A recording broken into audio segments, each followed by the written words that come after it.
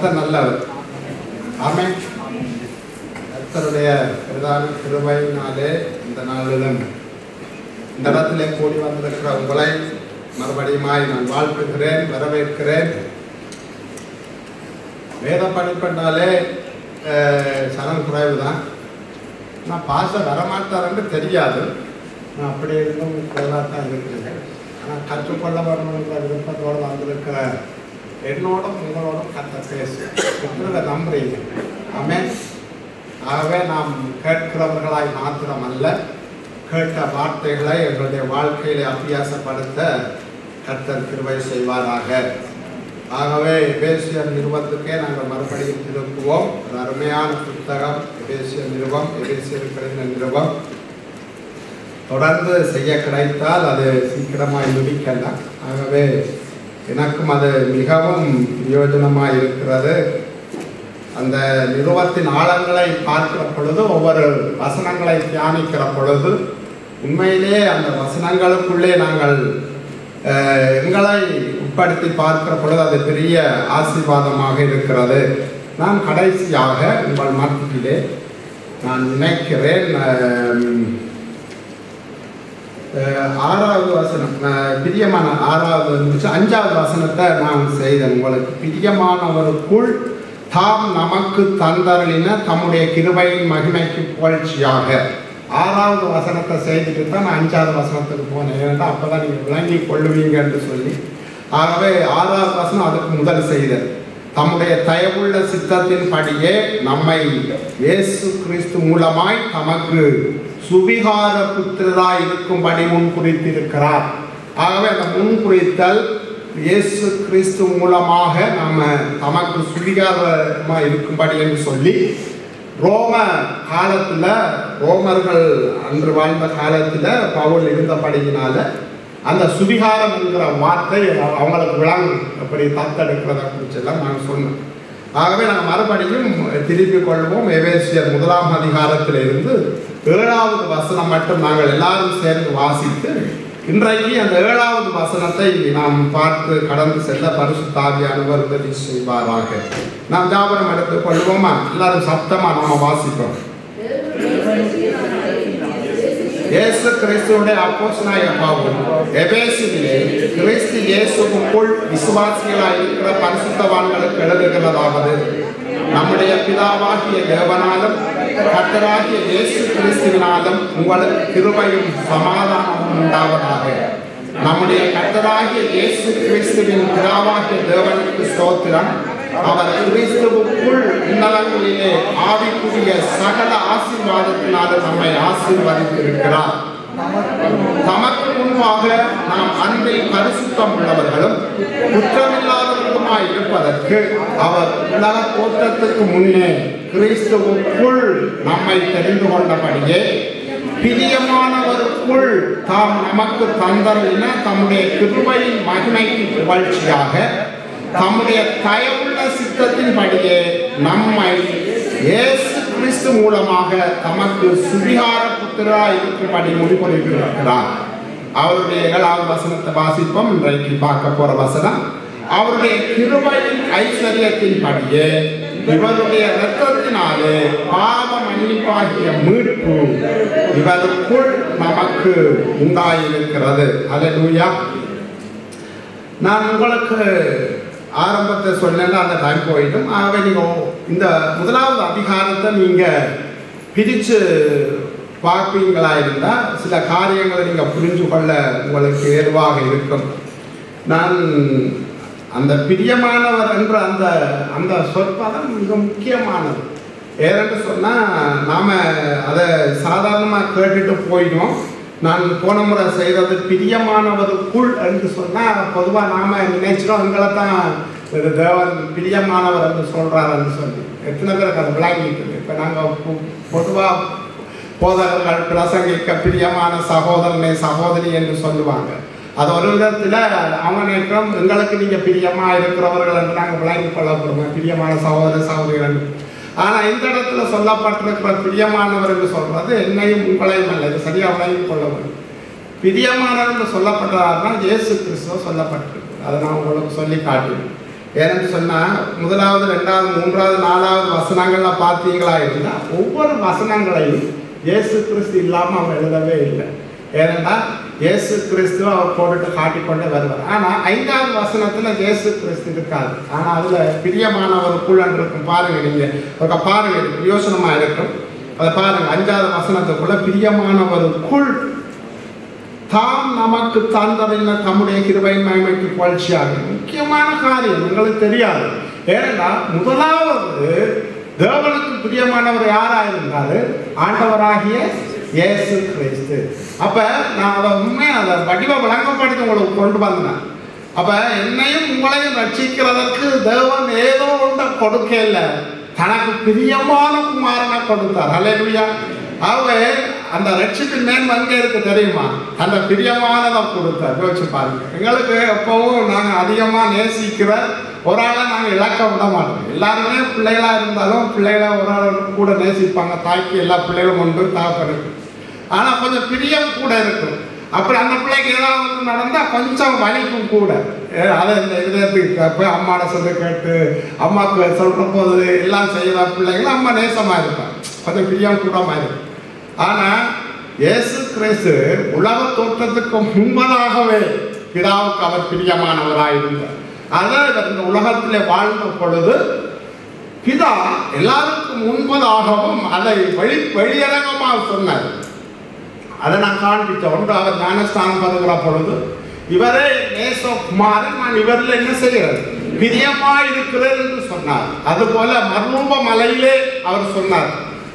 அப்ப இப்படிப்பட்ட அந்த பிரியமான குமாரன், அது அந்த வசனம் இயேசு கிறிஸ்துவை தான் பொருந்தும். அதை நீங்க இயேசு கிறிஸ்துவ தான் பிரியமானவருக்குள் தாம் தந்தன். அதாவது இயேசு கிறிஸ்து பிரியமான பிதா பிரியமானவரா இருந்த அந்த இயேசு கிறிஸ்துவே எனக்காக என்னுடைய மீட்புக்காக கொடுத்தார். அவருடைய இரத்தத்தை ஊற்றி கொடுத்தார். அப்ப அந்த அந்த கிருபையை எங்களுக்கு ஊற்றி கொடுத்ததுனால நானும் நீங்களும் வாழ வேண்டிய வாழ்க்கை எனக்கு புகழ்ச்சி உண்டாக்க அல்ல, அது இயேசுவின் மூலமாய் பிதாவாகிய தேவனுக்கு மகிமை உண்டாகும் படிக்கு என்னுடைய வாழ்க்கையின் ஒவ்வொரு பகுதிகளும் காணப்பட வேண்டும். அதுதான் அந்த வசனத்துல அந்த பார்க்கிறோம். அவர் தயவுள்ள அந்த அடுத்த 6வது வசனமும் நான் சொன்னேன், இந்த சுவிகாரத்தை விளங்கப்படுத்தின. இன்றைக்கு 7வது வசனத்தை மறுபடியும் பார்ப்போம். அவருடைய கிருபையின் ஐஸ்வர்யத்தின் படியே இவருடைய இரத்தத்தினாலே பாவ மன்னிப்பாகிய மீட்பு இவருக்குள் நமக்குண்டாயிருக்கிறது. ஒரு காரியத்தை நீங்க பார்க்கணும். இந்த 1வது அதிகாரத்துல 3வது வசனத்திலிருந்து 14வது வசனம் மட்டும் ஒரு 3 பிரிவுகள் இருக்கிறது. வடிவா அதை நான் முதல் நாள் உங்களுக்கு சொன்னேன். அதாவது 1, 2, 3 வசனங்கள். அதாவது 1, 2 என்ன வாழ்த்துரை, அதாவது அந்த சபைக்கு எபேசு மக்களுக்கு வாழ்த்துரையாக சொல்லப்பட்ட வசனம் 1வது வசனம், 2வது வசனம். ஆனால் அந்த முதல் 2 வசனங்களிலேயே பெரிய ஒரு ஆவிக்குரிய அர்த்தம் இருக்கிறது என்பதை உங்களுக்கு காண்பிச்சார். அதிலே வடிவா சொல்லிட்டாரு. ஆனால் நீங்க பாருங்க, 3வது வசனத்தில இருந்து 14வது வசனம் மட்டும் 3 பிரிவுகளால் உட்படுத்தப்பட்டிருக்கிறது. அதை நீங்க வடிவா பார்க்கணும். பாருங்க, 3ல இருந்து 6 வசனங்களை நீங்க பார்ப்பீங்களா இருந்தா பிதாவை குறித்த காரியங்கள் சொல்லப்பட்டிருக்கு. 3ல இருந்து 6 வசனங்கள். அதாவது நம்மை மீட்கும்படியாக இயேசு கிறிஸ்து மூலமாக பிதா என்ன செய்தார் என்கிறத நீங்க 3வது வசனத்தில இருந்து 6வது வசனம் மட்டும் பார்க்கலாம். அப்ப ஒரு விஷயம் நான் ஜெபிக்கிற பொழுது இதை நான் உங்களுக்கு ஜெபிச்சேன். என்னையும் உங்களையும் குறித்து பிதா பெரிய ஒரு திட்டம் வைத்துத்தான் இந்த உலகத்துல கொண்டு வந்திருக்கிறார். அதை நாம புரிஞ்சு கொள்ள வேண்டும். இப்ப இருக்கிற சூழ்நிலையில நடக்கிற காரியங்களை பார்த்தா அதுக்கும் இதுக்கும் சம்பந்தம் இல்லாத மாதிரி இருக்கும். ஆனா நீங்க அந்த விசுவாசத்துல நீங்க நடக்கிற பொழுது நீங்க ஒரு இலக்கை நோக்கி பயணிக்கிற அந்த பாதை முடிவில் கர்த்தர் தான் நினைத்த காரியத்தை அதை நிறைவேற்றுவதை உங்களோட வாழ்க்கையில நிச்சயமா நீங்க பார்ப்பீங்க. அது பிதாவுடைய பெரிய திட்டத்தை நிறைவேற்றுவதற்கு அவர் என்ன செய்தார்னா இயேசு கிறிஸ்து என்ன செய்தார் பயன்படுத்தினார். அப்ப இந்த நோக்கம், இந்த திட்டம் அவருக்குள்ள இருந்த அந்த பெரிய காரியம் என்ன என்று நீங்க பார்ப்பீங்களா இருந்தால் 3வது வசனத்தை படிவா 4வது வசனம் சொல்லப்பட்டிருக்கிறது. பிதாவுடைய என்னையும் உங்களையும் குறித்த அந்த பெரிய நோக்கம் என்ன தெரியுமா? 4வது வசனத்தை பாருங்க. தமக்கு முன்பாக நாம் அன்பில் பரிசுத்தம் உள்ளவர்களும் குற்றமில்லாதவர்களுமாய் இருப்பதற்கு. இதை நான் ஒரு தனி நாள் நான் செய்வேன். ஏன் நான் இதை உங்களுக்கு திருப்பி சொல்றேன்டா, என்னையும் உங்களையும் குறித்து தேவனுடைய பெரிய திட்டம் என்ன தெரியுமா? நாம் ஊழியம் செய்கிறதோ இல்லாவிட்டால் நாங்கள் எல்லாருக்கும் ஏதோ எங்கள் மூலமாக ஆசீர்வாதமா இருக்கிறது என்பது அவருடைய பெரிய திட்டம் அல்ல.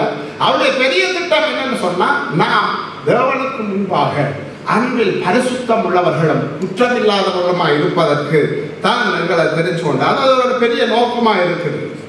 அடுத்தது பாருங்க, நாம் தேவனுடைய குடும்பத்துல புத்திர சுவிகாரராக வேண்டும். இப்ப நாங்கள் மாமிசத்துல நாம் பிறப்பு ஒன்று இருக்குது. எங்களோட தாய்க்கோ தகப்பனுக்கோ நாங்க பிறக்கிறோம். ஆனா நாங்கள் மறுபடியும் பிறக்க பொழுது நாங்கள் அந்த உலகத்தை சிருஷ்டித்த சர்வ வல்லவராக தேவனுக்கு நாங்கள் என்னவாகும்? பிள்ளைகளாக ஆகிறோம். அப்ப எங்களுக்கு ஒரு பெரிய ஒரு குடும்பத்துல நாங்கள் இணைக்கப்படுகிறோம். அப்ப அந்த இணைப்புதலுக்கு எல்லாம் காரணமா இருந்ததற்கு வழியா இருந்தவர் யாரை பயன்படுத்தினார்? ஆண்டவராகிய இயேசு கிறிஸ்துவ. அதனாலதான் இந்த 3 காரியங்களை நீங்க 3 வசனம், அதாவது நீங்க பார்க்கலாம் 3 தொடக்கம் 6 வசனங்கள் நீங்க வாசிச்சு பார்ப்பீங்களா இருந்தா பிதா இயேசு கிறிஸ்துவ கொண்டு செய்த காரியங்களை பற்றி எழுதியிருக்கும். அப்ப நீங்க இந்த காரியங்களை நீங்க புரிஞ்சு கொள்ள வேணும். இதை பார்க்கிற பொழுது நீங்க அந்த கண்ணோட்டத்துல நீங்க பார்ப்பீங்களா இருந்தா நிச்சயமா இந்த காரியங்களை புரிஞ்சு கொண்டு நீங்க விளங்கிக் கொள்ள உங்களுக்கு வசதியாக இருக்கும். அடுத்தது பாருங்க, 7லிருந்து 12 படி வசனத்துல பார்ப்பீங்களா இருந்தா நீங்க வாசிச்சு பாருங்க. ஒரு வாசிங்களை நீங்க அதை வாசிச்சு பார்த்து சொல்லுங்க, இதுல ஆறு கிரியை செய்யறதுன்னு நீங்களே சொல்லுங்க பார்ப்போம். 7லிருந்து 12 வாசிச்சு மாறாதவர்கள் வாசிங்க. முதலாவது சொன்னால் முதல் காரியம் சொன்ன உங்களுக்கு 3லிருந்து 6 அது தேவனை பற்றி அவர் ஆற்றிய பங்கை பற்றி சொல்லுது. நீங்க 7லிருந்து 12 அது ஆரை பற்றி சொல்லுது என்றதை நீங்க சொல்லுங்க பார்ப்போம். 7லிருந்து வாசிப்போம். 7லிருந்து 12 வாசிங்க. அவருடைய கிருபையை ஐஸ்வரியத்தின்படியே இவருடைய ரத்தத்தினாலே பாவ மன்னிப்பாகிய மீட்பு இவருக்குள் நமக்கு உண்டாயிருக்கிறது. அந்த கிருபையை அவர் சகல ஞானத்தோடும் புத்தியோடும் எங்களிடத்தில் பெருங்கப்படினார். காலங்கள் நிறைவேறும் போது விளங்கும் நியமத்தின்படி பரலோகத்தில் இருக்கிறவைகளும் பூலோகத்தில் இருக்கிறவைகளும் ஆகிய சகலமும் கிறிஸ்துவுக்குள்ளே கூட்டப்பட வேண்டும் என்று தமக்குள்ளே தீர்மானித்திருந்த தம்முடைய தயவுள்ள சித்தத்தின் ரகசியத்தை எங்களுக்கு அறிவித்தார். மேலும் கிறிஸ்துவின் மேல் முன்னே நம்பிக்கையார்ந்த நாங்கள் அவருடைய மகிமைக்கு புகழ்ச்சியாக இருக்கும்படிக்கு நம்ம சித்தத்தின் ஆலோசனைக்கு தக்கதாக எல்லாவற்றையும் நடப்பிக்கிற அவருடைய தீர்மானத்தின்படியே நாங்கள் முன்குறிக்கப்பட்டு கிறிஸ்துவுக்குள் அவருடைய சுதந்திரமாகும்படி தெரிந்து கொள்ளப்பட்டோம். குறித்து சொல்லப்பட்டிருக்கு சொல்லுங்க. 7-12 இயேசு கிறிஸ்து ஆகின காரியங்கள் சொல்ல. அப்ப நான் முதல் சொன்ன முதலாவது 3லிருந்து 6 மட்டும் பிதாவாகிய தேவன் ஆற்றிய பங்கை பார்க்கிறோம். 7லிருந்து 12 இயேசு கிறிஸ்து ஆற்றிய பங்கு. அடுத்தது பாருங்க 13-14 பரிசுத்தாவியாகிய தேவனுடைய வேலையை குறித்து பார்க்கிறோம். பாருங்க 13-14 வாசிப்போம். நீங்கள் உங்கள் ரட்சிப்பின் சுவிசேஷமாகிய சத்திய வசனத்தை கேட்டு விசுவாசிகளான போது வாக்குத்தத்தம் பண்ணப்பட்ட பரிசுத்தாவியால் அவருக்கு முத்திரை போடப்பட்டீர்கள். அவருக்கு சொந்தமானவர்கள் அவருடைய மகிமைக்கு புகழ்ச்சியாக மீட்கப்படுவார்கள் என்பதற்கு ஆவியானவர் நம்முடைய சுதந்திரத்தில் அச்சாரமாயிருக்கிறார். அப்ப இந்த முதலாவது அதிகாரத்தை நீங்க மனப்பாடமாக நீங்க வச்சு கொள்ள வேணும். அப்படின்னு சொன்னா முதலாவது 2வது வாழ்த்துத 3லிருந்து 6 அதாவது பிதாவாகிய தேவன் ஆற்றிய பங்கை குறிக்குது. 7லிருந்து 12 குமாரனாகிய தேவன் ஆற்றிய காரியங்களை செயற்படுத்தின காரியங்களை குறிக்குது. மற்றது 13-14 பரிசுத்த ஆவியானவருடைய அவருடைய கிரியைகளை குறித்து நாங்கள் பார்க்கிறோம். இப்போ இந்த 3 பகுதிகளை நீங்கள் பிரித்து பார்க்கணும். ஆனால் நான் இன்றைக்கு நான் சொன்னது போல 7வது வசனத்தை நாங்கள் பார்க்க போகிறோம்.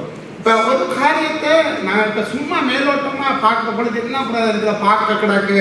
7வது வசனம் அவங்களுக்கு தெரியும் தானே, அவருடைய கிருபையின் ஐஸ்வர்யத்தின் படியே இவருடைய ரத்தத்தினாலே பாவ மன்னிப்பாய மீட்பு நமக்கு உண்டாயிருக்கிறது. அவர் இயேசு கிறிஸ்து ரத்தத்தினால தானே எங்களுக்கு விடுதலை என்று சொல்லி நாம் இலவாக அதை நாங்கள் சொல்லி போட்டு போகலாம். ஆனால் நீங்கள் ஒன்றை புரிஞ்சு கொள்ள வேணும். இந்த உலகத்துல நாங்க வாழ்ற வாழ்க்கையில நாம ரட்சிக்கப்பட்டிருக்கிறோம், சபையில வாழ்றோம். ஆனா அந்த வாழ்ற வாழ்க்கையில எங்கள் ஒவ்வொருவருக்கும் ஏதோ நம்ம இருக்கிற நிலையில எப்போதும் எங்களோட வாழ்க்கை ஒரு சந்தோஷமாக இல்லாட்டி நெருக்கம் இல்லாத பாடுகள் இல்லாம போறதாண்டா இல்லை. பாடுகளூடாகத்தான் போறோம், நெருக்கங்களூடாகத்தான் போறோம். ஆனா எல்லாத்துக்குமே நாம நினைக்கிறது இது பாவத்தால தான் எங்களுக்கு வாழ்க்கை இப்படி வந்துட்டு, இல்லாட்டி நாங்கள் சில பிள்ளைனால வந்துட்டேன்னு சொல்லி சில நேரத்துல நாங்க மனமடைந்து போற காரியம் இருக்குது. ஆனா ஒன்றை நீங்க புரிஞ்சு கொள்ளணும், பாவத்தினாலும் ஒரு மனுஷனுக்குள்ள பிரச்சனைகள் வருகிறது, அதுல மாற்றம் இல்லை. ஆனா தேவன் எங்களை தம்முடைய சாயலுக்கு மாறுவதற்கென்றும் சில காரியங்களை தேவன் அனுமதிப்பார். அதை நீங்க சரியா புரிந்து கொள்ளலாம். தேவன் அனுமதிக்கிற காரியங்கள் எங்களுடைய வாழ்க்கையில ஒரு பரீட்சை மாதிரி இருக்கும். அதாவது எக்ஸாம் எழுதி நாங்கள் அதுல தேர்தல் எங்களுக்கு எப்படி இருக்கும், சந்தோஷமா தான் இருக்கும், அடுத்த நிலைக்குள்ள போற மாதிரி. ஆனா பிசாசு கொண்டு வர சோதனை அப்படி எல்லாம் அது மனமடிவும் சஞ்சலமும் நாங்கள் கீழ்நோக்கி போறதா இருக்கும். ஆனா எதுக்குமே எங்களோட வாழ்க்கையில பொதுவா நீங்க ஒரு ஆளை போய் கேட்பீங்கன்னா இயேசு கிறிஸ்துவ அறியாதவங்களை, இல்லாவிட்டா ஒரு சாதாரண விசுவாசியில போய் கேட்பீங்களா, இந்த மாதிரி பிரதர் நீங்க இருக்கிறீங்க, இல்ல வாழ்க்கையில பிரச்சனை தான், பிரச்சனை இல்லாம இல்ல சபைக்கு வந்து கூட பிரச்சனைன்னு சொல்லுவாங்க. ஆனா அவங்களோட வாழ்க்கையில நீங்க ஒன்றை நீங்க அவதானிச்சு பார்க்கலாம், பாவமான காரியங்கள் எங்களோட வாழ்க்கையில ஒரு விடுதலைக்குள்ள வராத வரைக்கும், அது நானா இருக்கலாம், நீங்களா இருக்கலாம், பிரசன்டியா இருக்கலாம், அந்த விடுதலை அதாவது ஒரு ரட்சிப்புக்குரிய ஒரு முழுமையான ஒரு விடுதலை இல்லாத ஒருவருடைய வாழ்க்கையில நீங்க வடிவ பார்த்தீங்களான்னா அவருடைய வாழ்க்கையில இருக்கிற எல்லா பிரச்சனைக்குமான அடிப்படையான பிரச்சனை பாவமா தான் இருக்கு. அந்த காரியத்தை நீங்க சரியா புரிஞ்சு கொள்ளலாம். இன்றைக்கு நாங்க இவ்வளவு வெளியரங்கமான காரியங்களுக்குள்ள எங்களோட வாழ்க்கையில நாங்க ஊழியம் செய்யலாம், குடும்பத்தை நல்லா நடத்தலாம், மற்றவர்கள் எங்களை காரியங்களை பேசுறவங்களா இருந்தாலும் ஏதோ ஒரு விதத்துல ஒரு பாவ அடிமைத்தனத்திலிருந்து விடுதலை பெறாத ஒரு வாழ்க்கை எனக்குள்ள உங்களுக்குள்ள இருக்குமா இருந்தால் தேவன் கிரியை செய்யற காரியங்கள் தடப்பட்டு கொண்டேதான் இருக்கும். அது சில விஷயம் உங்களுக்கு தெரிஞ்ச காரியமா இருக்கலாம், அறியாததா இருக்கலாம், சில விஷயம் நாங்கள் அறியாமலே செய்கிற காரியங்களா இருக்கலாம். அதனாலதான் நம்ம தேவனுடைய வார்த்தையை வாசிக்கிற பொழுது வேதம் சொல்லுகிறது கண்ணாடி. அப்ப முகத்துல பார்க்கிற பொழுது இந்த காரியம் உதாரணத்துக்கு நாம வெளிப்படையாக சொல்லுவோம்னா ஒருவனுடைய முன்னேற்றத்துல எங்களுக்கு பொறாம வருகிறது, அது வெளிப்படையா தெரியும். அவனை இப்படி நினைக்கக்கூடாது, பாவம், தேவனுக்கு பிரியமில்லாத காரியம். ஆனா சில பேர் அப்படிப்பட்ட காரியத்தையே செய்திருப்பாங்க, அவங்களுக்குள்ள உணர்வு வராது, அவங்க அந்த பிள்ளைகளும் காண மாட்டாங்க.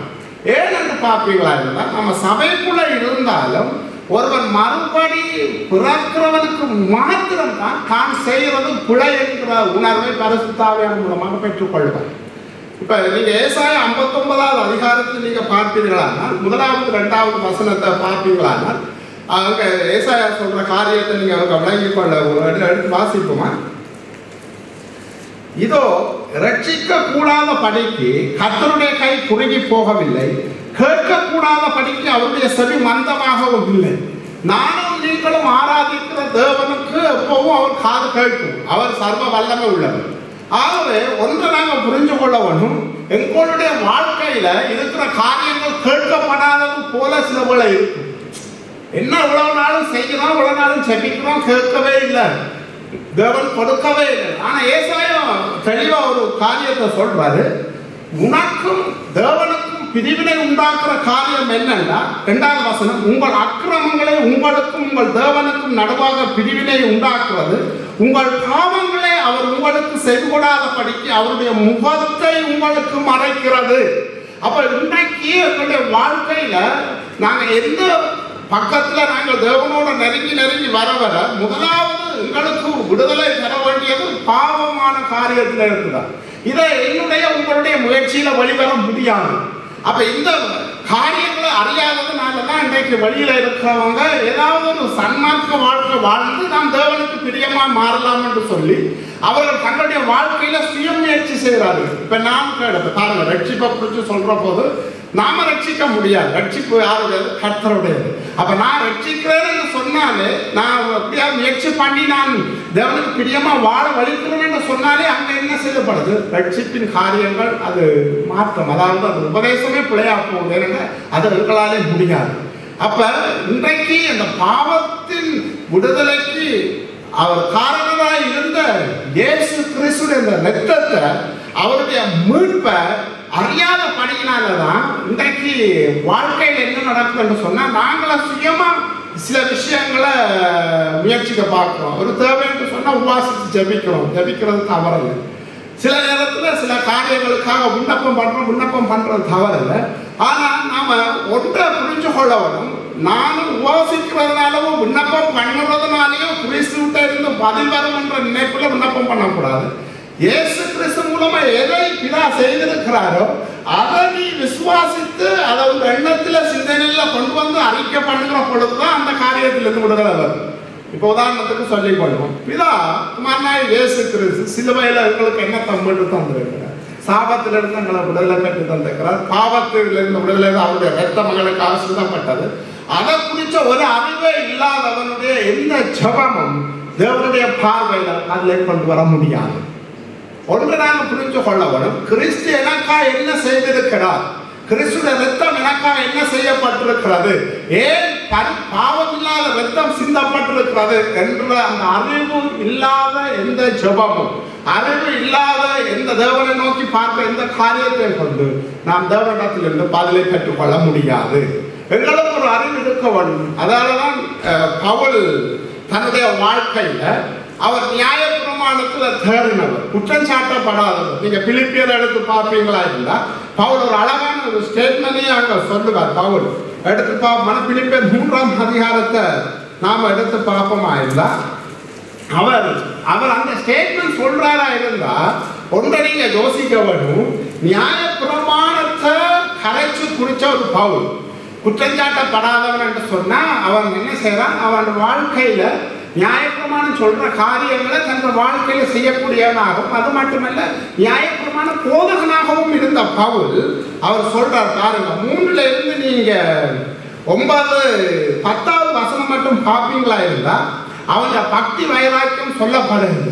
ஆனா அப்படிப்பட்ட பக்தி வைராக்கியத்தோடு இருந்த அவருடைய வாழ்க்கையில அவன் ஒரு தெளிவான ஒரு முடிவுக்குள்ள இல்லாவிட்டால் ஒரு சுவிசேஷத்தை பிரசங்கிக்கிறவராய் வருகிறதற்கு அடிப்படையாக இருந்த காரியம் என்ன தெரியுமா? 10வது வசனம் இப்படி சொல்லு, இப்படி நான் அவரையும் அவருடைய உயிர்த்தெழுதலையும் வல்லமையையும் அவருடைய பாடுகளின் ஐக்கியத்தையும் அறிகிறதற்கு அவருடைய மரணத்துக்கு ஒப்பான மரணத்துக்குள்ளாகி எப்படியாயிலும் நான் மரித்தோர்ந்து உயிரோடு எழும்புவதற்கு தகுதியாக பண்ணிருக்கு அவருக்காக எல்லாவற்றையும் விட்டேன், எல்லாவற்றையும் நஷ்டம் என்று விட்டேன், உப்பாயமாக எண்ணுகிறேன். அப்ப அவருடைய வாழ்க்கையில அவர் அறிந்திருந்த காரியம், அவருக்கு சின்ன வயதில் இருந்த காரியம், அவருடைய குலப்பெருமை, அவருடைய தொழில், எல்லாவற்றையும் காரியத்தினாலும் அவர் என்ன செய்தார்? ஆரம்பத்துல தான் எப்படியாவது தேவனுக்கு பிரியமான ஒரு வாழ்க்கை வாழலாம் என்று. ஆனா அந்த அறிவும் அந்த பின்பற்றி வந்த காரியமும் அவரை என்ன செய்யல? தேவனுக்கு பிரியமா மாற்றல. எது பிரியமா மாற்றினார்? கிறிஸ்துவை அறிகிற அறிவு. அந்த அறிவு என்ன?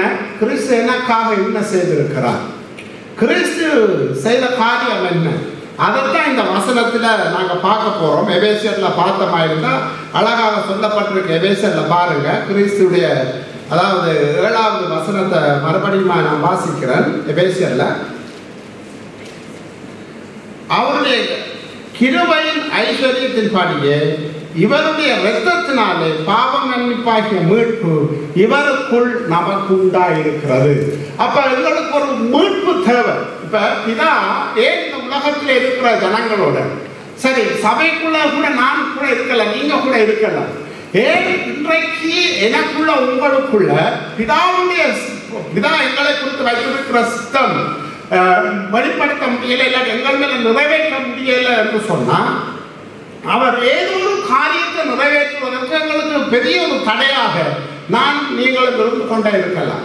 அப்ப அந்த தடையான காரியத்தை நீக்குகிறதற்கு பிதா எனக்கும் உங்களுக்கும் கொடுத்தது இயேசு கிறிஸ்துவின் இரத்தம்.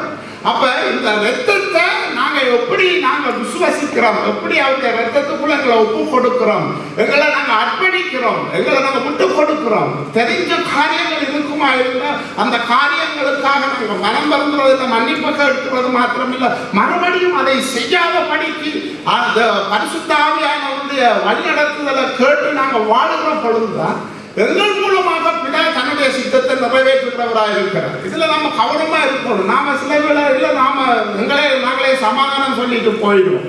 அப்படி இல்லை. நான் நடுவரும் சொல்றபடி நாம் மறுபடி பிறந்திருப்போமானால் எங்களுக்குள்ள பரிசுத்தமாய் வாழ்வதற்கான ஒரு வாஞ்சதா எங்களுக்குள்ள வந்து கொண்டே இருக்கு. உதாரணத்துக்கு நீங்க ஒரு விஷயம் பிழையா செய்யறீங்களா இருந்தா மறுபடி பிறந்தவனுக்கு தான் இதயத்துல ஒரு படபடப்பு இருக்கும், ஒரு உணர்வு இருக்கும். அப்பவே நாங்க நினைச்சு கொள்ளலாம், உண்மையிலேயே எங்களுக்குள்ள அந்த உணர்வு இருக்கிற படினால் நான் மறுபடியும் பிறந்து இருக்கிறோம். அதுதான் எங்களுக்குள்ள இருக்கிற ஒரு சிந்தனை. நீங்க அதுக்கு டெஸ்ட் பண்ணி பார்க்கணும். உங்களுக்குள்ள பாவத்தை குறித்து ஏதாவது உண்டு நம்ம பார்க்கிறோமா, ஒரு போன்ல ஒரு போனோகிராபி படத்தை பார்க்கிறோமா, வருகிறா, அதை பார்க்கல இது அடிக்கணும், இது பிழை இது. அப்ப நீங்க நினைக்கலாம், பரிசுத்த ஆவியான அச்சரமா முத்திரையாய் எனக்குள்ள அவர் வல்லமையாய் கிரியை செய்யறார், ஆகவே இந்த காரியம் பிழை வராம போகாது, வரும். அத மாதிரி தேவையில்லாத ஒரு பிரச்சனையை ஒருத்தன் கொண்டு வரான், ஒரு தேவையில்லாத ஒரு காரியத்தை உங்களுக்கு கொண்டு வர, இது எனக்கு சம்பந்தம் இல்லை என்றத உங்களோட இருதயத்துல பேசணும். அப்படி நீங்க பேசப்படுமா இருந்தா உங்களுக்குள்ள அவருடைய பரிசு தேவனுடைய ரத்தத்தால் கழுவப்பட்ட ஒரு அனுபவம் உங்களுக்குள்ள இருக்கும். அப்படி இருக்கிற நீங்க செய்கிற ஜெபங்கள், கேட்கிற துதிகள் கர்த்தருக்கு பிரியமான இருக்க வேறா பரிசுத்த ரத்தத்தினால கழுவப்பட்ட வாழ்க்கையுள்ள ஒரு மனிதனுடைய வாழ்க்கையில பரிசுத்தமாய் வாழ வேண்டும் என்கிற அந்த விருப்பம் தான் மேலோங்கி இருக்கு. பாவம் செய்ய மாட்டோம் என்றல்ல, பாவத்தை நாம் பிராக்டிஸ் பண்றவர்களா இருக்க மாட்டோம். அதுவே எங்களோட வாஞ்சியா இருக்காது. விழுந்தாலும் எழுப்பியிருந்து மறுபடியும் மேலானவர்களை தேடுகிற ஒரு எண்ணத்துக்குள்ள நானும் நீங்களும் வரணும். முந்தி பார்த்த மாதிரியே பார்க்க கூடாது. எல்லாத்தையும் பார்த்து ஆன்றது, ஐயோ இது வேணும் எனக்கு அது வேணும் என்று எழுந்துக்கிறது, அவன் அப்படி இருக்காங்க இப்படி இருக்கிறான்னு கதைச்சு கொண்டு நானும் நீங்களும் சபையில இருந்து கொண்டு நான் ரத்தத்தால கழுவப்பட்டிருக்கேன், நான் நீதிவான் என்று கதைப்பட்டு கொண்டிருக்க கூடாது. உண்மையிலே இருக்கிற வாழ்க்கையில இப்படிப்பட்ட காரியங்களுக்கு நாங்க ஒரு 10%, 30%, 60% வளர்ந்திருக்கிறோமா சுய ஆய்வு செய்து பார்க்கணும். மங்களை ஏனென்றால் குமாரனுடைய ரத்தம் விடுதலையாக்கணும். அவர் என்னவா விடுதலை? மெய்யாகவே விடுதலையாகும். குமாரன் விடுதலையாக்கினா மெய்யாகவும் விடுதலையாகும். அப்ப இன்றைக்கு என்னுடைய உங்களுடைய வாழ்க்கை மெய்யான விடுதலையை குமாரன் மூலமாக பெற்றுக்கொள்வதற்கு வாஞ்சிக்கிறோமா, இல்லாட்டி எங்களை சுயமுயற்சினால வாஞ்சிக்கிறோமா? சுயமுயற்சினால நாங்க வாஞ்சிப்போம், தோத்து போயிடுவோம். அது கொஞ்ச காலம் தான் நாங்க செய்வோம். ஆனா குமாரன் விடுதலை ஆக்கினால் அது மெய்யாகவே விடுதலையாகும். மீட்பை குறித்து சொல்லப்பட்டிருக்கிற காரியம் பாருங்க. 7வது வசனத்துல ஒரு வார்த்தையை பயன்படுத்துகிறார். இரத்தத்தினாலே பாவ மன்னிப்பாகிய மீட்பு இவருக்குள் உண்டாயிருக்கிறது. இந்த வசனம் ஒரு முக்கியமான மீட்பு என்று சொல்லப்பட்டிருக்கிற இந்த காரியம். ஆகவே நாம் மீட்கப்பட்டிருக்கிறோம். எதுல இருந்து மீட்கப்பட்டிருக்கிறோம்? பாவத்திலிருந்து, சாபத்திலிருந்து, அவர் அடிமைத்தன வாழ்வில் இருந்து, பிசாசின் கிரிகளிலிருந்து, சாபத்திலிருந்து மீட்கப்பட்டிருக்கோம். இன்றைக்கே நான் சொல்லுவேன், பிசாசுக்கு பயப்படுற விசுவாசி இருக்கிறாங்க, மந்திரத்துக்கு பயப்படுற விசுவாசி இருக்கிறாங்க, ஊழியம் செய்யறவங்க அப்படி பயப்படுறவங்க இருக்கிறாங்க. யோசிச்சு பாருங்க. இன்றைக்கு நானும் நீங்களும் பிசாசுக்கு பயந்து கொண்டு அவருடைய வார்த்தையை நம்பி அவரால் நாங்கள் மீட்கப்பட்டிருக்கோம் நாங்கள் எப்படி சொல்ல முடியும்? இன்றைக்கு பிசாசை நாம கண்டு பிசாசுங்களை பார்த்து பயப்படுறோம் இருக்கணும் மொழிய, பிசாசுக்கு பயப்படுறோம் நாங்கள் மீட்கப்பட்டது தைரியமா சொல்லணும். இயேசு பேர் கலைக்கிறத பற்றி நிறுவனங்கள்லையோ சுவிசேஷ நூல்கள்லையோ இல்லை. பிசாசின் தந்திரங்கள் என்னன்னு சொல்லித்தான் நிறுவனங்கள்ல பார்க்கல. இயேசு கிறிஸ்தெல்லாம் பிசாசுக்கு கதைக்கல, போண்டா போயிட்டுது. அதுக்கப்புறம் என்ன சொன்னார்? அதிக ஆக்கினவனுக்கும் வராத படிக்கு கேடான ஒன்றை நீ செய்யாதே. இல்லாவிட்டா மற்றது என்ன சொன்னாரு? நீ உன்னுடைய இருதயத்தை வசனத்தினால காலியா வைக்காத. ஆகவே பிசாசு இந்த உலகத்துல நாங்க பிசாசை குறிச்ச காரியங்களை ஆராய வேண்டிய அவசியம் இல்லை. நாம் தேவனை பற்றி ஆராயமா இருந்தா பிசாசு என்ன செய்யும்? தண்டவாளியை பார்த்து ஓடிடுவான்.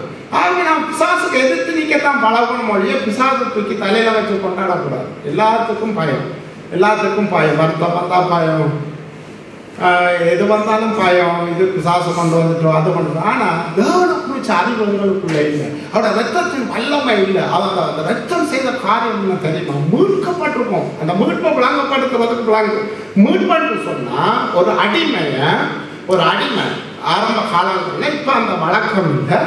ரோம காலங்களில் எல்லாம் அடிமைகளை வேண்டுவாங்க.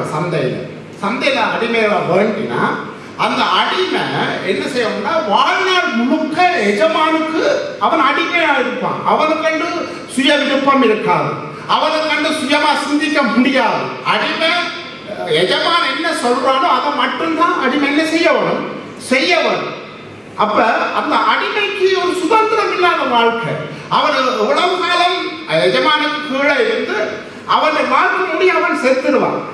அப்படிப்பட்ட ஒரு அடிமையை என்னொருத்த வேண்டவனுமா இருந்தா அந்த அடிமைக்குரிய கிரயம் கொடுக்கப்பட வேண்டும். எவ்வளவு பெருமதி சந்தையில விற்பாங்க. அந்த சந்தையில விற்கிற காரியங்களை இவ்வளவு பெருமதி இவரை வேண்டி கொண்டு போய் அவன் வாழ்நாள் பூரா வச்சுக்கொள்வான். அப்ப ஆரம்ப காலத்துல இப்படி நடந்துருக்க பொழுது அந்த அடிமைகளுக்கு தான் காதில் தோடு போடுவாங்களாம். காதில் தோடு போடுறது வீட்டில் அடிமையா இருக்கிறவங்களுக்கு தான் ஆம்பளைகளுக்கு காதில் தோடு போடுற அந்த வழக்கம் இருந்தது. ஆனா ஒரு காலத்துல சட்டத்திட்டம் மாற்றப்பட்டு சொன்னாங்க, இனி யாரும் அடிமையா இருக்க முடியாது, அவங்க நாங்கள் விடுதலை ஆக்கிறோம் என்று சொல்ற பொழுதும் சில அடிமைகளுக்கு விட்டுட்டு போக விருப்பம் இல்லை. ஏன்னா எஜமான் தங்களை நல்லா பார்த்து கொண்டாரு, எஜமானோட நாங்கள் நல்லா வாழ்ந்தோம்னு சொல்லி அவங்க என்ன செய்றாங்கன்னா நாங்கள் உங்களோடய இருக்கிறோம்னு சில அடிமைகள் என்ன செய்றாங்க அப்படியே இருந்தாங்க. ஏன்னு அவங்க சொன்ன காரணம் என்னன்னா, நாங்கள் அடிமையா இருக்கே இந்த எஜமான் என்னவா செஞ்சுட்டாரு, நல்லா பார்த்து கொண்டாரு, ஆனால் விடுதலை பெற்றும் நான் அவனுக்கு விசுவாசமா இருக்கேன், அவன் இன்னும் நல்லா பார்த்து கொள்வான்னு சொல்லி சில அடிமைகள் அப்படியே இருந்துட்டாங்க. ஒரு ஊழியக்காரன் சொன்ன கதை. ஆனால் ஒரு ஆபிரிக்க பாஸ்டர் தானா இந்த வசனத்தை சொல்ற பொழுது அவரும் தோடு போட்டிருந்தாராம். அவர் சொன்னார், எங்களோட அப்பாலாம் இப்படித்தான் அடிமைகளாக இருந்து அவங்களோட சந்ததியில தோடு போட்டிருக்கிறேன். நான் இப்பயே நான் இந்த தோட கலட்டையில தெரியுமா, எப்படிப்பட்ட பாவத்தில் அடிமையா இருந்த என்ன இயேசு கிறிஸ்து தன்னுடைய இரத்தத்தை சிந்தி என்னை கிரயமாக மீட்டு கொண்டபடியினால் நான் இப்ப யாரு, தேவனுக்கு அடிமை. இயேசு கிறிஸ்து மூலமாய் நான் யாருக்கு அடிமை, தேவனுக்கு அடிமை. இன்றைக்கு நானும் நீங்களும் அப்படியா இருக்கிறோம். நாங்கள் மீட்கப்பட்டிருக்கிறோம் என்று சொல்லி எங்களோட விருப்பம் எங்களோட ஆசை பாருங்க, இன்றைக்கு கொண்டுமே தேவையில்லை. இந்த சேர்ச்சில் ஒரு ப்ரோக்ராம் இருக்குது, புதன்கிழமை இன்றைக்கு ப்ரோக்ராம்.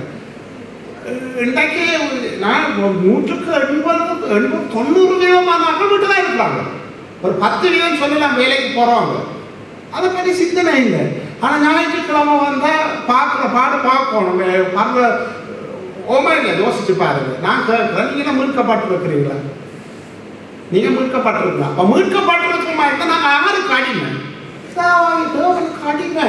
அவற்றை வார்த்தையை கேட்டு கிறிஸ்துவோட வார்த்தையினால நாங்கள் கேட்கப்பட்டு நாளுக்கு நாள் மர்வமாகி கடைசி முடிவு என்ன? நாங்கள் அன்பில் பரிசுத்தம் உள்ளவர்களும் குற்றமில்லாதவர்களுமா இருப்பதற்கு தானே அவர் எங்களை முன்குறிச்சிருக்கிறாரு. அப்ப அந்த முன்குறித்தலுக்கு நேராக நான் போகணுமா இருந்தால் எனக்கு ஒவ்வொரு நாளிலும் அவருடைய வார்த்தையினால நான் என்ன செய்யப்பட வேணும்? நான் என்ன உருமாற்ற ஒப்பு கொடுக்க வேண்டும். அவர் தேவனுடைய பிள்ளைகளாக எங்களுடைய மீட்பு என்பது சாதாரண காரியம் இல்லை. ஒரு காலத்துல நாம் அடிமைகளா இருந்தோம், பாவத்துக்கு அடிமைகளா இருந்தோம், சாபத்துக்கு அடிமைகளா இருந்தோம், பயப்பட்டோம். எனக்கு இவன் இது ஏதாவது செய்திருவானா, இந்த பிள்ளைக்கு ஏதாவது செய்திருவானா என்று சொல்லி நாங்கள் பயத்துல வாழ்ந்து கொண்டிருந்தோம். அப்படிப்பட்ட எங்களை அவருடைய பரிசுத்த இரத்தம், குமாரனாகிய இயேசுடைய பரிசுத்த இரத்தத்தினால நாம் மீட்கப்பட்டிருக்கிறார். இதை நீங்க அழைக்க வேணும். என்ன பயம் வருதா? இது வருதா? நீ சொல்ல வேணும் பாயத்தில், நான் மீட்கப்பட்டிருக்கிறேன். பேதுரு அழகா சொல்லுவார், நான் வழியினாலும் பொன்னினாலும் அல்ல, அவருடைய பரிசுத்த இரத்தத்தினால மீட்கப்பட்டிருக்கு. அன்றைக்கு அந்த அடிமையை மீட்கிறதற்கு ஒரு பெருமதி இருந்தது, ஒரு தொகை பண பெருமதி இருந்தது. அது வழியில கொடுத்தாங்க, பொன்னினால கொடுத்தாங்க. ஆனா உன்னையும் என்னையும் அவர் மீட்கிறதற்கு வழியோ பொண்ணை கொடுக்கல, நம்முடைய குமாரனுடைய இரத்தத்தை கொடுத்து மீட்டிருக்கிறாரு. அந்த மீட்பினுடைய பெருமதியை நாங்கள் உணர்ந்து கொள்வோமா இருந்தால் நாங்கள் இதை குறித்து யோசிக்க மாட்டோம். இன்றைக்கு வெளியில இருக்கிறவங்க சொல்லுவாங்க, சபைக்கு போறவங்களுக்கே வருத்தம் வருது, ஏன் சபைக்கு போறவங்க சாகுறாங்க. அப்ப இன்றைக்கு வெளியில ஒரு கணிப்புக்கு தெரியுமா என்ன தெரியுமா? சபையில இருந்தா இந்த நாளும் வாழ்வாங்க, இந்த நாளும் நோய் இல்லாம இருப்பாங்க என்ற ஒரு நினைப்பு தான் இருக்கு. ஒரு ஆள் சொன்னார் அப்படி, ஏன் நம்மளோட சகோதரங்கள் என்ன ரட்சிக்கப்படுது? ஓ, நீங்களே போயும் உங்களோட மனசு இறந்துட்டா தானே. அப்ப நான் கேட்டேன், அப்ப இறக்காம இருந்தாப்ப நீங்க ரட்சிக்கப்படுங்கன்னு கேட்டேன். அவரு நினைப்பு என்னன்னு சொன்னா சபைக்குள்ள இருந்தவங்களுக்கு மரணம் வரக்கூடாது, சபைக்கு இருந்தவங்க. அப்ப ஒன்றை நீங்க யோசிக்கணும், மரணமும் நோவுன்றது அது எல்லாருக்கும் உரியது. சரீரம் நோவு உள்ளதுதான், மாமிசம் என்பது பலவீனம் உள்ளதுதான். நான் ஒன்றை யோசிக்க வேணும், இந்த உலகத்துல வாழ்ற அந்த 70-80 வருஷத்துக்கு நாம தடம் புரண்டு ஓடுறோம் தானே. நித்தியத்தை குறித்து அறிவில்லாதவன் தான் இப்படி கதைப்பான். நித்தியத்தை நீ எவ்வளவு காலம் வாழ போறாய், அப்ப நீ எவ்வளவு காலம் வாழ்ற அந்த வாழ்க்கையில நினைப்பு இல்லாததுனாலதான் இந்த 50-60 வருஷத்துக்கு நீ கொடுக்குற நேரமும் படுற பிரயாசமும் நீ நித்தியத்துக்கு வாழ்றதுக்கு பரவியா, நித்திய தேவனுடைய ராஜ்யத்துக்குரிய காரியங்கள் அதிகத்து பரவியா? ஏன் இன்றைக்கு அப்படி ஜனங்களுக்குள் அந்த அறிவு வர இல்லை? பவுல் சொன்னது போல ஏன் சொல்ல முடியாம இருக்கு? கிறிஸ்துவ அறிவுக்காக நான் லாபத்தை எனக்கு உண்டான எல்லாவற்றையும் நான் நஷ்டம் என்று குப்பையில கருதுன்னு சொல்றதுக்கு ஏன் சொல்ல முடியல தெரியுமா? நித்தியத்தை குறிச்ச ஒரு அறிவு இல்லை. நாங்கள் இந்த உலகத்துல வாழ பிரார்த்தனை, நானா இருக்கலாம், நீங்களா இருக்கலாம். தேவன் எங்களுக்கு ஒரு குறிப்பிட்ட காலத்தை வைத்திருக்கிறார். எவ்வளவு காலம் வாழ்ந்தோம் என்றதல்ல, நாங்கள் வாழ்ந்த காலத்தில் என்னதை செய்தோம் என்கிறதை ஒவ்வொரு தேவ பிள்ளைகளும் கர்த்தருக்கு முன்பாக தைரியமாக இந்த நமக்கு கொடுக்கப்பட்ட காலத்தில் வாழ்றதுக்கு தான் கர்த்தர் கொடுத்திருக்கிறார்.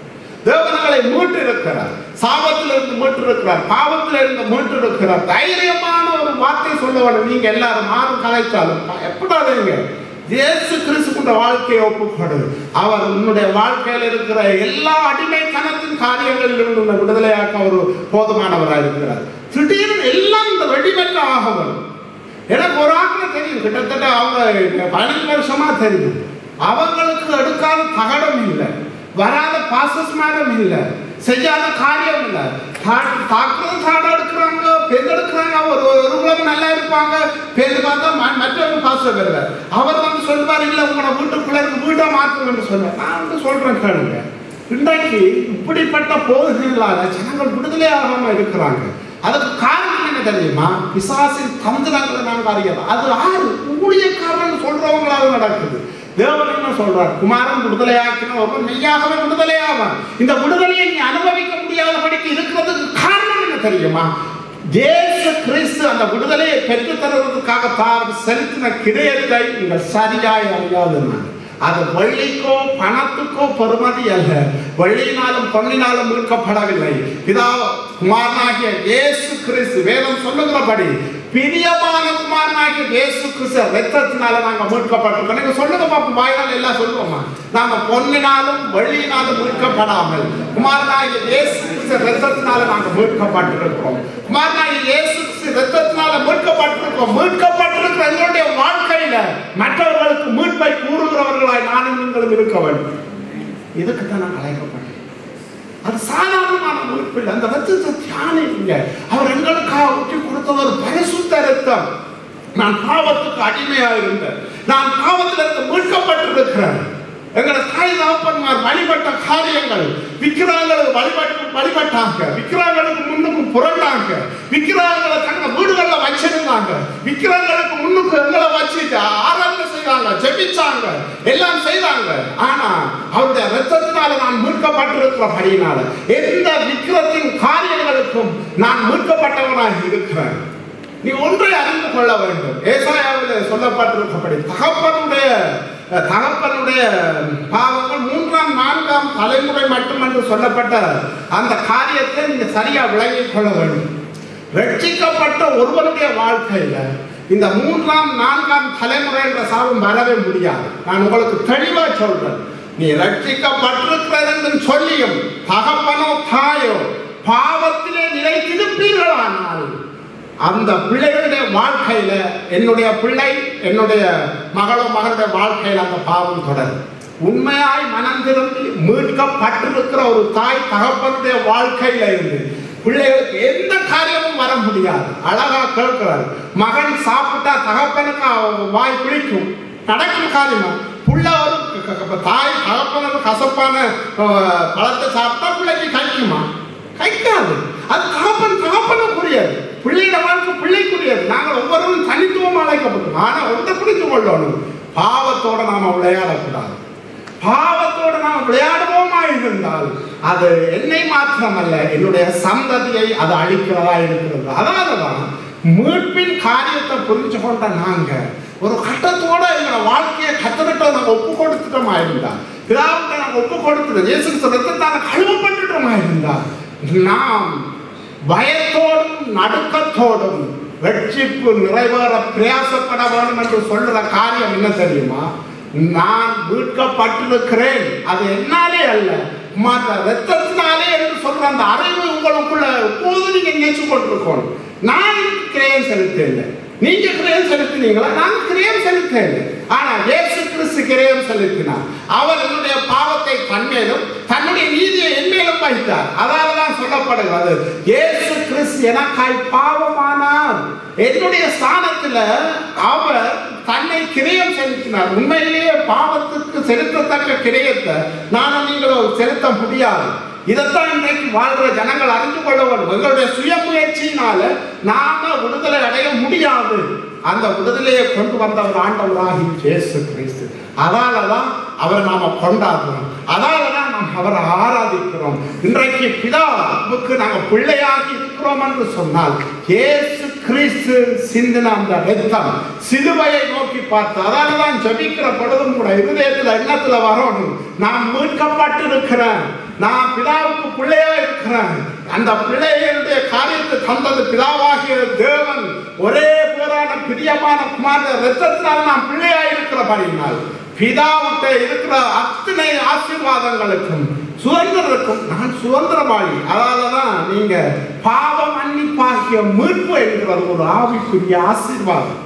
அந்த மீட்பை நான் பெற்று அனுபவிக்கிறவனாய் வாழ வேண்டும். கர்த்தர் நிச்சயமாய் தருவார். உங்களோட வாழ்க்கையில யோசிச்சு பாருங்க, நீங்க தேவனோட நடக்கல யோசிச்சு பாருங்க, இது வரைக்கும் என்னென்ன காரியம் ஐயோ இப்படியா நான் இருந்துட்டேன் என்ற ஒரு அனுபவம் உங்களுக்குள்ள இருக்கும். அப்படி அனுபவம் இல்லாட்டி நீங்க உங்களை ஆராய்ச்சி பாருங்க. உண்மையிலேயே தேவனை அறிய அறிய அறிய இந்த உலகத்துல வாழ்ற வாழ்க்கை ஒவ்வொன்றும் தேவனை மகிமைப்படுத்துறதுக்கு நேராக என்னையும் உங்களையும் நடத்துகிறதா இருக்கும். இந்நாள் வரைக்கும் ஆரம்பத்தில் இருந்தபடி நானும் நீங்களும் இருப்போமானால் நாங்கள் எங்களை சோதித்து அறிகிறவர்களாக இருக்க வேண்டும். கண்ணாடி வார்த்தையில் நாங்கள் சோதித்தங்களை ஒப்பு கொடுக்க வேண்டும். ஆகவே எங்களோடு பழகிறவர்கள் எப்படிப்பட்டவர்களாக இருந்தாலும் நீயும் நானும் உப்பா இருக்க முடியும், வெளிச்சமா இருக்க முடியும். அதற்காகத்தான் பிதாக்களை முன்குறித்து இருக்கிறார். அவருடைய ஆதீனத்தில் இடத்துல என்னை குறித்த உங்களுடைய நினைவுகள் அப்படித்தான் இருந்தது. அதேபோல வார்த்தை சொல்வது உங்களை குறித்த நினைவுகள் அது தீமைக்கல்ல நன்மைக்கு ஏதுவான நினைவுகளை என்று. ஆகவே ஒன்றை நினைக்கவும், இந்த உலகத்தில் வாழ்கிற பொழுது எங்களுக்கு நடக்கிறது எல்லாம் நன்மைக்கு ஏதுவாக, ஆனால் நித்தியத்திலே நாங்கள் நன்மையான காரியத்தை மட்டுமே எங்களோட வாழ்க்கையிலே அனுபவிப்போம். ஆகவே நாம் சோர்ந்து போக வேண்டிய அவசியம் இல்லை. ஏனென்றால் தேவன் எங்களை அவருடைய கிருபையின் ஐஸ்வர்யத்தின் படியே இவருடைய இரத்தத்தினாலே பாவ மன்னிப்பாகிய மீட்பு இவருக்குள்ளே நமக்கு உண்டாயிருக்கிறது. ஆகவே அந்த மீட்பை எங்களோட வாழ்க்கையில் நாங்கள் அனுபவிக்க வேண்டும், மீட்பை கொண்டாட வேண்டும். அந்த மீட்பின் காரியத்துக்காக செலுத்தப்பட்ட சிலுவையில் சிந்தப்பட்ட அந்த இரத்தம், எனக்காக குத்தப்பட்ட அவருடைய சரீரம், அதனாலே நாம் பெற்றுக்கொண்ட சுதந்திரம், இதற்காக நாங்கள் நன்றி சொல்லி வாழ ஒப்பு கொடுக்கிற பொழுது அந்த பாவ அடிமைத்தனத்திலிருந்து விடுதலையாக அந்த வாழ்க்கையின் சந்தோஷத்தினால நாங்கள் தேவனை எப்போ மகிமைப்படுத்துகிறவர்களாக இருப்போம். எப்பவும் அதை நினைச்சு கொள்ளுங்க, நான் மீட்கப்பட்டிருக்கிறேன், நான் தேவனுடைய பிள்ளை, அவருடைய ரத்தத்தினால மீட்கப்பட்டிருக்கிறேன். வாயின் அதைக்கு அதான் இருக்கும். உங்களுடைய வாழ்க்கையில எனக்கு விரோதமாக மந்திரம் இல்லை, குறி சொல்லுதல் இல்லை, ஆறுதான் என்ன சொன்னாலும் நீங்க தேவனுடைய வார்த்தையை விசுவாசிங்க, வாசிங்க, அறிக்கையிடுங்க, வேதத்தை வசனமா பாடமாக்குங்க. ஒவ்வொரு வசனங்களை பாடமாக்குற பொழுது அந்த ஏற்ற நேரத்தில் பரிசுத்த ஆவியானவர் எங்களுக்குள்ள இருந்து அந்த மீட்கப்படுவ நாளுக்கென்று முத்திரையாக பெற்ற பரிசுத்த ஆவியானவர் சொல்லப்பட்டிருக்கிறது. அதைதான் நாங்கள் பார்த்தோம். நாங்கள் 13-14 பார்க்கிறோம். பரிசுத்த ஆவியானவர் வேலை. பரிசுத்த ஆவியானவர் என்ன செய்வாரு? அவர் உள்ளதில் இருந்து எடுத்து தர ஏது இயேசு கிறிஸ்துவின் வார்த்தையை அவர் எப்பவும் இயேசு மகிமைப்படுத்துற காரியங்களை எங்களை வாழ்க்கையில செய்து கொண்டிருப்பாரு. ஏனென்றால் அவர் மீட்கப்பட்டிருக்கிற மனுஷனுடைய வாழ்க்கையில எப்போதும் நான் சொன்னது போல கடைசி இலக்கு தெரியுமா? நான் அன்பிலே பரிசுத்தம் உள்ளவனாய் இருக்கணும், அன்பிலே குற்றமில்லாதவனாய் இருக்கணும். ரெண்டு காரியத்தை உங்களுக்கு விளங்கப்படுத்தின. அன்புல பரிசுத்தம் உள்ளவன், குற்றம் இல்லாத. அன்புல பரிசுத்தம் என்றது உள்ளான வாழ்க்கை, ஆட்கள் தெரியாத பகுதிகள், மறைவான காரியங்கள், எனக்கும் தேவனுக்கும் உரிய காரியங்கள், அதிலேயும் ஒரு மீட்கப்பட்ட பிள்ளை உண்மையாயிருக்க பிரயாசப்படுவார். அன்பிலே குற்றமில்லாத என்று சொல்றது வெளியரங்கமான காரியங்கள். இப்ப வெளியால ஒரு தண்டனை கண்டு, ஒரு குற்றத்தை கண்டு ஒரு தண்டனை இருக்கிறது. அது வெளியரங்கமாய் பிடிபட மட்டும்தான் இருக்கிறது. ஒரு களவெடுக்கிறான் என்று சொன்னா அது பிடிபட மட்டும் அவன் களவெடுத்து கொண்டு தெரியல. ஆனா பிடிபடுற நேரம் இந்த நாட்டு சட்டத்தின்படி அதுக்கு என்ன இருக்கு? தண்டனை இருக்கிறது. அப்ப இந்த ரெண்டு காரியத்திலையும் மீட்கப்பட்ட ஒரு பிள்ளை எப்படி இருப்பான் தெரியுமா? பிதாவாகிய தேவனுக்கு மகள் புகழ்ச்சியாக இருப்பான். நான் செய்யற காரியத்தினால பிதா மகிமைப்படக்கூடியதாக, இயேசு மகிமைப்படக்கூடியதாக என்னுடைய வாழ்க்கையில இருக்கும். மீட்கப்பட்ட ஒரு மனிதனுடைய வாழ்க்கையில, மனுஷனுடைய வாழ்க்கையில அவள் அன்பிலே பரிசுத்தம் உள்ளவர்களாகவும் குற்றமில்லாத உள்ளமாக இருக்கிறதுக்கு தங்களை ஒப்பு கொடுத்திருப்பார்கள். ஆகவே எங்களுடைய வாழ்க்கை ஒவ்வொரு பகுதிகளிலும் நாம் இப்படி இருக்கிறோமா என்பதை நாங்கள் ஆராய வேண்டும். எங்களுக்கு தெரிந்த காரியங்கள், எங்களுக்கு தேவன் தன்னுடைய வாக்கியமான உணர்த்துகிற காரியங்கள், சிறு சிறு காரியங்கள்ல நாங்கள் எப்படி எங்களுடைய வாழ்க்கையை நாங்கள் ஒப்பு கொடுத்திருக்கிறோம் என்று நாங்கள் எங்களை நிதானித்து பார்ப்போம். நிச்சயமாக தேவன் உங்கள் மூலமாக, என் மூலமாக அவருடைய நாமம் மகிமைப்படும். மகிமைப்படுவது மாத்திரமல்ல, மற்றவர்களுக்கு நீங்கள் சாட்சியாக கர்த்தர் உங்களை நிறுத்த உண்மை உள்ளவராக இருக்கும். நாங்கள் எழுந்து முடிச்சுக் கொள்வோம். ஆகவே தேவனுடைய நாமத்துக்கு மகிமை உண்டாவதாக. கர்த்தர் அந்த மீட்பை குறித்த காரியத்தை நாங்கள் பார்க்கலாம். ரோமருக்கு எழுதின நிருபம் 3ஆம் அதிகாரம் 24வது வசனம் சொல்லுகிறது, இலவசமாய் அவருடைய கிருபையினாலே இயேசு கிறிஸ்துவுள்ள மீட்பை கொண்டு நீதிமான்களாக்கப்படுகிறார்கள். ஆகவே மீட்பு என்று சொல்லுகிற பொழுது அது என்னாலே உண்டானது அல்ல. இது இயேசு மூலமாய் பிதா என்னுடைய வாழ்க்கையிலே செய்த காரியம். எப்போதும் எங்களுடைய தனி ஜபங்களாக இருக்கலாம், குடும்ப ஜபங்களாக இருக்கலாம், கூடி ஆராதனையாக இருக்கலாம், அந்த மீட்பை நாம் கொண்டாட வேண்டும். நான் அவராலே நான் மீட்கப்பட்டிருக்கிறேன், அவரால் நான் மீட்கப்பட்டிருக்கிறேன், அந்த மீட்புக்கு நான் சொந்தக்காரனாக இருக்கிறேன். ஆகவே அந்த இரத்தத்தின் பருமதியை நாம நினைச்சு கொண்டாடி அவர் ஆராதிக்கிற பொழுது உங்களோட ஆராதனையில ஒரு மாற்றம் உண்டாகும், உங்களோட ஜபத்திலே ஒரு மாற்றம் உண்டாகும். நான் மீட்கப்பட்ட பிள்ளை, நான் பிதாவுக்கு பிள்ளையா இருக்கிறேன். யோசிச்சு பாருங்க, ஒரு பிள்ளை இந்த அளவுக்கு அப்பா அம்மாவோட நெருங்கி உரிமையான தந்த காரியத்தை சொல்லுகிறதோ கேட்கிறதோ, அதே போல மீட்கப்பட்டிருக்கிற எனக்கும் உங்களுக்கும் பிதா வைத்திருக்கிற காரியங்கள், போன முறை வெளி யோசுவா சொன்ன காரியம் ஞாபகம் இருப்ப தெரியல. நீங்க வழியால கேட்ட காரியம், நீங்க பார்த்த காரியம் 100 இருக்கலாம். ஆனா உங்களுக்கு தெரியாம கர்த்தர் தேவன் ஆயத்தப்படுத்தி வைத்திருக்கிற காரியம் 1000 இருக்கிறது, பலது இருக்கிறது உங்களுக்காக. கர்த்தர் அப்படிப்பட்ட, ஏன்னா தேவன் உங்களை என்னையும் குறைத்திருக்கிற காரியங்கள் அப்படிப்பட்டவர்கள். அதற்கு நாங்கள் நன்றி செலுத்த வேண்டும். நன்மைக்காக தேவனை தேடாமல், தேவனை எங்களோட வாழ்க்கைக்கு அவர் செய்த நன்மைகள், தந்த மீட்பு அவர் எங்களை பிள்ளையா ஏற்றுக்கொண்டது. ஆனால் நான் பிள்ளையா, நான் சுதந்திரமே என்று வேதம் சொல்கிறது. நான் சுதந்திரமானவன், பிதாவுக்கு சேர்வதற்கு எனக்கு சுதந்திரம் இருக்கிறது. ஏன்னா நான் அவருடைய பிள்ளை, எனக்கு விரோதமாக எதுவும் செயல்பட முடியாது. நான் தேவன் என்னோட இருக்கிறதுனால எனக்கு விரோதமாய் ஒன்றுமே செயல்பட முடியாது. என்றால் நான் மீட்கப்பட்டிருக்கிறேன். அந்த மீட்பு பிதாவாகிய தேவன் தம்முடைய ஒரே பேரான பிரியமான குமாரனாலே என்னை மீட்டிருக்கிறார் என்ற அந்த விசுவாசத்தோடு நீங்கள் வாழ்கிற பொழுது கர்த்தர் பெரிய காரியங்களை செய்வார். அந்த மீட்பை தந்த தேவனை நாங்கள் நன்றியோடு நோக்கி பார்க்க எங்களுக்கு உதவி செய்வார். ஒவ்வொரு நாளிலும் காலையில் எழுந்த ஆண்டவரே, நீங்கள் தான் மீட்புக்காக உமக்கு நன்றி. என்னுடைய வாழ்க்கையில இயேசுவே நீர் செய்து முடித்த கிரியைகளுக்காக நன்றி அப்பா என்று சொல்லி அவரை உள்ளத்தின் ஆழத்தில் இருந்து அந்த மீட்பை கொண்டாடுகிற பொழுது எங்கள் பிசாசின் தந்திரங்களை அறிந்து உங்களோட வாழ்க்கையிலே பிதாவாகிய தேவன் வைத்திருக்கிற அந்த பெரிய சித்தத்துக்கு நேராக கர்த்தர் உங்களை நடத்துவார். கரங்களை உயர்த்தி ஜெபித்து முடித்துக் கொள்வோம். அன்பின் பிதாவே, உங்களுடைய குமாரனாகிய இயேசுவின் நாமத்தினாலே உங்களை நோக்கி பார்க்கிறோம். கேட்ட வார்த்தைகளுக்கும் இருந்தாலும் ஆண்டவரே, இந்த மீட்பை குறித்த காரியம் ஆண்டவரே, நான் மீட்கப்பட்டிருக்கிறேன். சாபத்திலிருந்து, பாவத்திலிருந்து, அடிமைத்தனத்திலிருந்து நான் மீட்கப்பட்டிருக்கிறேன். இது என்னாலே உண்டானது அல்லப்பா. இயேசு என்னுடைய வாழ்க்கையிலே அவர் செய்த சிலுவையிலே செய்த காரியங்களை எனக்கு விசுவாசிக்கிறதுக்கு நீங்க தான் ஆண்டவர் இந்த விருப்பத்தை செய்ய போட்டிருக்க.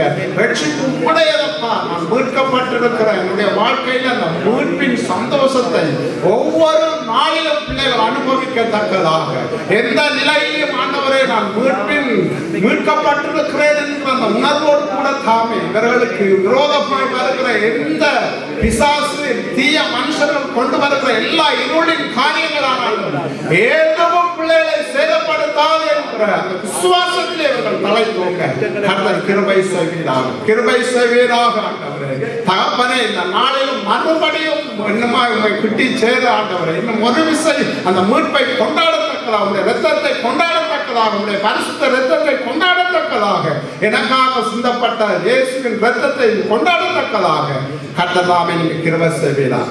உங்களுடைய கரங்களுக்குள்ளே ஒப்பு கொடுக்கிறோம். இந்த கேட்ட வார்த்தைகள் ஆண்டவரே அது எண்ணங்களிலே, சிந்தைகளிலே, அது ஊனிலே ஊடுருவத்தக்கதாக உதவி செய்யும். ஏற்ற நேரத்தில் இந்த வார்த்தைகள் பிள்ளையோட வாழ்க்கையிலே கிரியை செய்யட்டும் ஆண்டவரே. எதிரான சூழ்நிலைகள், தனிமையான எண்ணங்களை கொண்டு வருகிற காரியங்களிலும் கர்த்தருடைய வார்த்தை, நான் மீட்கப்பட்டிருக்கிறேன், நான் பிதாவுக்கு பிள்ளையாயிருக்கிறேன், எப்படி பிரியமானவர் என்று பிதா இயேசுவை பார்க்கிறாரோ அதே போலவே என்னையும் பிரியமானவன் பிரியமானவர் என்று பார்க்கிறார் என்ற அந்த அறிவு பிள்ளையோட வாழ்க்கையில பெருக, என்னுடைய வாழ்க்கையில பெருக பரிசுத்த ஆவியானவர்கள் உதவி செய்கிறார். இந்த இரவு வேளையிலும் ஆண்டவரே வந்திருக்கிற ஒவ்வொருவரையும் இந்த கரங்களுக்கு ஒப்பு கொடுக்கும். கர்த்தர் ஒவ்வொருவரையும் நீங்க நடத்துங்க. பிள்ளைகள் எதிர்பார்க்கிற காரியங்களில கர்த்தருடைய கரம் நீட்டப்படட்டும். என்னென்ன காரியங்கள் எதிர்பார்க்கிறார்களோ, வாஞ்சிக்கிறார்களோ, ஜெபத்தில் தங்களை அர்ப்பணிக்கிறார்களோ, பிதாவே உம்முடைய குமாரனாகிய இயேசுவின் நாம மகிமைப்படத்தக்கதாக தயவு உண்டாகட்டும், மனுஷ தயவு உண்டாகட்டும். அடைக்கப்பட்ட வாசல்கள் இயேசுவின் நாமத்தினாலே திறப்படட்டும். சரீரத்தில் நல்ல சுகம், பலன், ஆரோக்கியம் உண்டாகட்டும் ஆண்டவரே. நீர் உருவாக்கின சரீரம் அப்பா, பரிசுத்த ஆவியாகிய தேவன் நீர் தாங்குற சரீரம், அதுல சுகம், பலன், ஆரோக்கியத்தை நீர் கொடுப்பீராக. பிள்ளைகள் வேலை செய்கிற இடங்களிலும் கர்த்தருடைய கரம் நன்மையா இருக்கட்டும் ஆண்டவரே. போகிற இடமெல்லாம் உம்முடைய நாமம் மகிமைப்பட ஒவ்வொருவரை நீங்க பயன்படுத்துங்க, ஆசீர்வதிங்க. இயேசுவின் நாமத்தில் பிதாவே, ஆமென், ஆமென் சொல்லுவோமா? என் ஆத்துமாவே கர்த்தரை ஸ்தோத்திரி, என் முழுமே அவருடைய பரிசுத்த நாமத்தை ஸ்தோத்திரி. என் ஆத்துமாவே கர்த்தரை ஸ்தோத்திரி, கர்த்தர் செய்த சகல உபகாரங்களை ராட்சியமும் வல்லமை மகிமையும்